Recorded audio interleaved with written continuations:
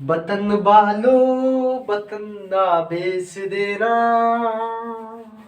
बतन बालो बतन ना बेच देना।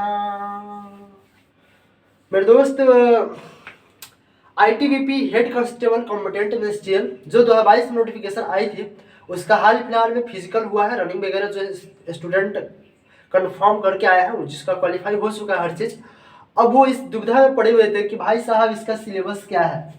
ITBP head constable competent ministerial का सिलेबस वाकई में क्या है, और क्योंकि अलग अलग तरीके से सिलेबस इसका बताया गया है। आईटीबीपी में बहुत सारे पोस्ट हैं और सबका सिलेबस थोड़ा बहुत अलग अलग है। तो इसको लेकर के आप लोग इतना कन्फ्यूज थे कि मुझे लगा कि नहीं, वीडियो तो बनाना चाहिए। और मेरे भाई इस तरीके से परेशानी में रहेंगे तो वर्दी कैसे पहनेंगे और आईटीबीपी में जॉब कैसे करेंगे, जाकर के इंडो तिब्बत बॉर्डर पुलिस बनेंगे कैसे।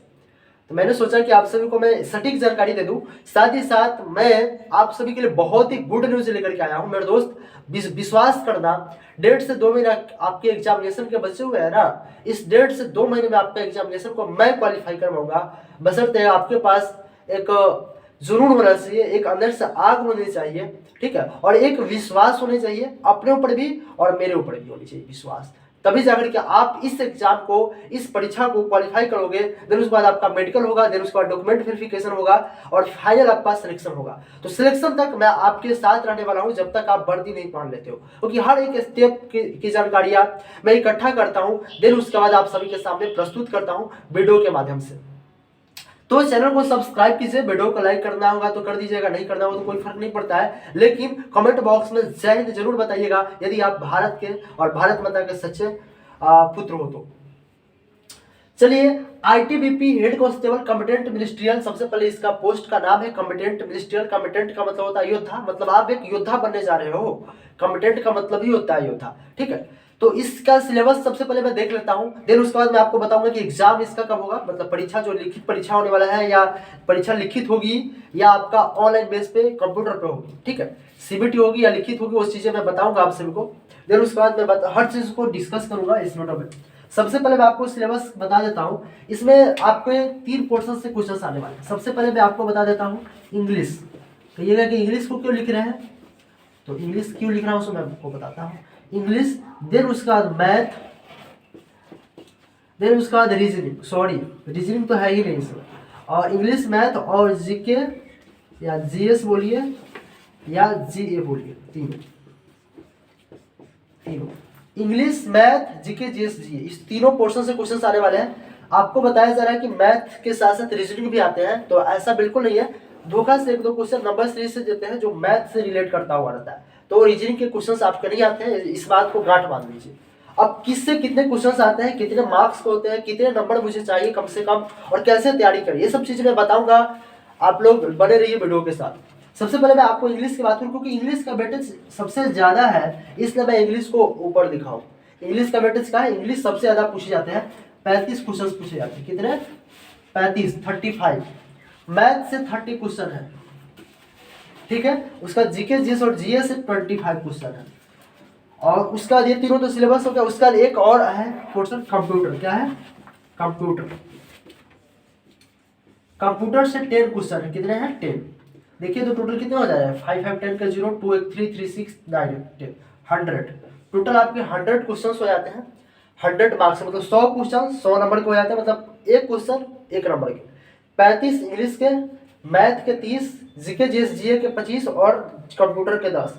मैं आपको अभी फिलहाल इस चीज को बताऊंगा कि इंग्लिश में जो 35 क्वेश्चन आते हैं वो किस किस टॉपिक से आते हैं और कैसे कैसे क्वेश्चन होते हैं, क्वेश्चन का लेवल कैसे होता है, कैसे आपको क्वेश्चन को टैकल करना है। और इंग्लिश से बिल्कुल डरना नहीं है, हिंदी से बहुत ही आसान है इंग्लिश। आप लोग इसमें को अभी नहीं पढ़े होइएगा, इससे आपको डर लग रही होगी, और मैं खुद इंग्लिश आप सभी का तैयारी करवाऊंगा एग्जाम के लेवल के एकदम बिल्कुल 35 में 35 का एकदम तैयारी कर, क्योंकि इस तरीके का लेवल इसका है, बिल्कुल इजी लेवल है इंग्लिश का। तो मैं बताऊंगा कि कैसे करना है। मैथ से 30 क्वेश्चंस आते हैं, जो भी होते हैं 10th लेवल के वही क्वेश्चंस आएंगे। और जीके जीएस मतलब जनरल नॉलेज, जनरल साइंस और जनरल अवेयरनेस, करंट अफेयर्स जो होता है, पर डे का न्यूज जो होता है, वो कहाँ से पढ़ना है, कैसे पढ़ना है, सब कुछ मैं बताऊंगा। उसके बाद कंप्यूटर से 10 क्वेश्चन आएंगे। टोटल के टोटल 100 क्वेश्चन 100 मार्क्स का होंगे। समझ में आ गया। निगेटिव मार्किंग की बात करूं तो अभी ऐसा नोटिफिकेशन में कुछ भी नहीं बताया गया है कि निगेटिव मार्किंग रहेगी या नहीं रहेगी। इससे पहले की बात करूं तो इससे पहले जो भी एग्जामिनेशन कंडक्ट हुआ है ITBP head constable competitive ministerial का, उसमें निगेटिव मार्किंग नहीं थी, तो ज्यादा चांस है कि निगेटिव मार्किंग नहीं रहे, ठीक है। लेकिन निगेटिव मार्किंग रहेगा ही तो कोई दिक्कत नहीं, हमें तैयारी उसी बेस पे करके जा रहा है। ये सब चीजें आपको समझ में आ गया। अब हम चलते हैं सीधा इंग्लिश पे। इंग्लिश में किस किस टॉपिक से क्वेश्चंस आते हैं, क्योंकि आज हम लोग सिर्फ इंग्लिश को डिस्कस करेंगे, फिर उसके बाद मैथ को, क्योंकि अच्छे तरीके से डिस्कस करना है, हमें बात नहीं करनी है हमें, तो हर चीज को धीरे धीरे वाकई मतलब कि संपूर्ण रूप से तैयारी करना है, तो एक एक चीज को डिटेल में समझते हुए चलना है। इंग्लिश से आपको बताते हैं सबसे पहले किस क्वेश्चन, साइनोनिम्स। साइनोनिम्स मतलब होता है वही पर्यायवाची शब्द। हम लोग जैसे हिंदी में पढ़ते थे कि एक ही शब्द के, एक ही चीज के बहुत सारे चीज हो, जैसे आकाश का नभ, गगन, ठीक है, ये सब चीजें होता है। ऐसे ही इंग्लिश में जो वर्ड्स होते हैं वो सिमिलर वर्ड्स आपको चूज करना है, ठीक है। जैसे कि गुड का बेस्ट हो गया, ठीक है। अफेक्शन मीन्स होता है प्यार करना, तो लव मीन्स भी होता है प्यार करना। अफेक्शन और लव दोनों एक दूसरे का समानार्थी है, ठीक है। इनफ मतलब होता है पर्याप्त, प्लेंटी, एबंडेंट, ये सब एक दूसरे से मिलता जुलता वर्ड है। तो इस तरीके से आपको साइनोनिम्स मतलब समानार्थी शब्द, मतलब मिलता जुलता वर्ड आपको मिल। इससे 5 क्वेश्चंस आते हैं, कितने? 5। उसके बाद एंटोनिम्स, क्या है? एंटोनिम्स। एंटोनिम्स का मतलब होता है विलोम शब्द। क्या होता है? विलोम, उल्टा। जैसे अच्छा तो बुरा, गुड का क्या हो जाएगा? बैड, ठीक है। ये सब चीजें होता है, मतलब कि बिल्कुल उल्टा एंटोनिम। इससे ही 5 क्वेश्चन आते हैं। थर्ड आपका हो जाता है, ठीक है, one word substitution. One word substitution, इससे ही 5 क्वेश्चन आते हैं। वन वर्ड सब्स्टिट्यूशन क्या है? हम लोग बचपन में पढ़ते थे अनेक शब्दों के लिए एक शब्द। क्या पढ़ते थे? अनेक शब्दों के लिए एक शब्द। तो इसे ही इंग्लिश में वन वर्ड सब्स्टिट्यूशन, मतलब एक वर्ड में सब्स्टिट्यूट करना किसी लंबे सेंटेंस को। जैसे कि जैसे मैं बोल रहा हूँ अ पर्सन, सॉरी नहीं, ये मान लेता हूँ इसको, हाँ, a place where animals are slaughtered, मतलब कि एक ऐसा जगह जहाँ पे जानवर को काटा जाता है, उसको क्या बोलते हैं? तो उसको बोलते हैं कसाई खाना। मतलब इंग्लिश में हो जाएगा अबैटर। क्या हो जाएगा? अबैटर, ठीक है। इस तरीके से आपको याद रखना। तो इससे ही आपको वन वर्ड सब्स्टिट्यूशन से भी 5 क्वेश्चन आएंगे, और मैं आपको 200 से 300 क्वेश्चन करवाऊंगा, उसी में से मैक्सिमम क्वेश्चन आ जाएंगे। चौथे नंबर पे आपका आ जाता है इडियम्स एंड फ्रेजेस। ठीक है, ये सब क्या है भाई? ये सब पहली बार सुन रहा हूं मैं आपको डिटेल में समझा देता हूँ। Idioms and phrases. Idioms and phrases हम लोग बचपन में पढ़ते थे, लोकोक्तियां, मुहावरे और लोकोक्तियां पढ़ते थे ना बचपन में, मुहावरे और लोकोक्तियां हिंदी व्याकरण में। ऐसे ही इंग्लिश ग्रामर में जो वोकैबुलरी का सेक्शन, इसमें इडियम्स एंड फ्रेजेस आता है। इडियम्स एंड फ्रेजेस मतलब लोकोक्तियां और मुहावरे। जैसे हम लोग बचपन में पढ़ते थे ऊंट के मुंह में जीरा, भैंस के आगे बीन बजाए। इसी तरीके से इंग्लिश में इडियम्स एंड फ्रेजेस होते हैं, और उसको डिटेल में हम लोग समझते हुए करेंगे। थोड़ा सा डिफिकल्ट होता है याद करना, बट कोई बात नहीं। हर चीज का एक ट्रिक है, निमोनिक ट्रिक है, और हर चीज का एक रास्ता होता है। उसी रास्ते पर हम लोग चलेंगे और इसको भी कवर करने का प्रयास करेंगे। उसके बाद इससे भी 5 क्वेश्चन आते हैं, ठीक है। हाँ, उसके बाद 5वें नंबर पे आपका आ जाता है इडियम्स एंड फ्रेजेस हो गया। उसके बाद आपका आएगा rearrangement of sentence. Rearrangement of sentence.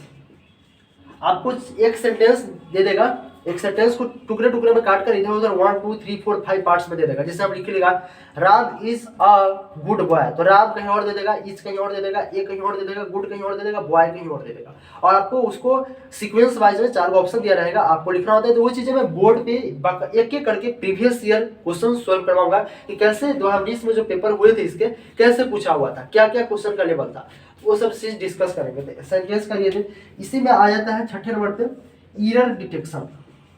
Error find करना होता है। एरर को, जैसे कि एरर फाइंड करने वाला जो एसएससी वगैरह में आता है, आईबीपीएस में आता है, वैसा नहीं।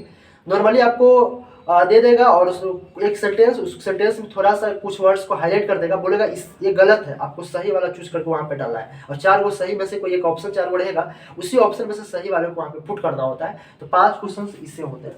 कितने हो गए? 5 10 15 20 25 और 30। 5 क्वेश्चन और बच गए। इसमें आपको या तो पैसेज आ जाएगा, ठीक है, PWSG पैसेज आ जाएगा, ठीक है, पैसेज आ जाएगा। नहीं तो इसी में रीअरेंजमेंट ऑफ सेंटेंस में एक पैरा जंबल्स आता है। पैरा जंबल थोड़ा बड़ा वाला आता है, इससे में ऐसा ही रहता है लेकिन थोड़ा बड़ा बड़ा सेंटेंस रहता है, उसको आपको सीक्वेंस वाइज में अरेंज करना होता है। तो ये रहता है। तो टोटल 35 क्वेश्चन यही है, यही सिलेबस आपका है। इसको मैं डिटेल में जब बताऊंगा कि कैसे कैसे क्वेश्चन आते हैं, तो आप एकदम निर्भीक हो जाइएगा, एकदम आपका माइंड खुल जाएगा कि अच्छा इंग्लिश यही है और इंग्लिश का यही सिलेबस है। तो ये चीज़ें हम लोग कल का इंतजार कीजिए, कल हम लोग आएंगे और इंग्लिश का प्रीवियस ईयर पेपर डिस्कस करेंगे। फिर आप लोग का अगर प्यार मिला तो मैं हर सब्जेक्ट को धीरे धीरे कवर करने का प्रयास करूंगा और टारगेटली पढ़ाई करूंगा, क्योंकि 1.5 से 2 महीने आपके एग्जामिनेशन का बचा है। मैं आपको बता देता हूं कि आप सभी का फिजिकल हो चुका है, आप लोग का जो एग्जामिनेशन है, एग्जाम का जो डेट है वो अभी कंफर्म नहीं है, लेकिन मैं आपको एक आइडिया दे देता हूँ, रफ आइडिया में दे देता हूँ। श्योर 100% नहीं रहिएगा किसी डेट को एग्जाम होगा। अभी लास्ट वीक ऑफ अप्रैल चल रहा है, ठीक है। आपका जून में एग्जामिनेशन होने का पूरा चांस है, जून में। लास्ट वीक ऑफ मई में भी हो सकता है, लेकिन जून में एग्जाम होने का 99% चांस है। और जून के फर्स्ट वीक तक, मतलब 15 तारीख से पहले, मतलब आपके पास 1 से 1.5 महीने हैं और इसी बीच में तैयारी करनी है। तो जून का इंतजार कीजिए, पूरे मई आपको अच्छे तरीके से मेहनत करना पड़ेगा, रगड़ना पड़ेगा अपने आप को पूरे तरीके से 100% लगा देना होगा। देन उसके बाद आपका सिलेक्शन संभव हो सकता है, नहीं तो कंपटीशन काफी टफ है और वैकेंसीज बहुत ही कम है। फिलहाल इस वीडियो में इतना ही रहने देते हैं, तब तक के लिए जय हिंद।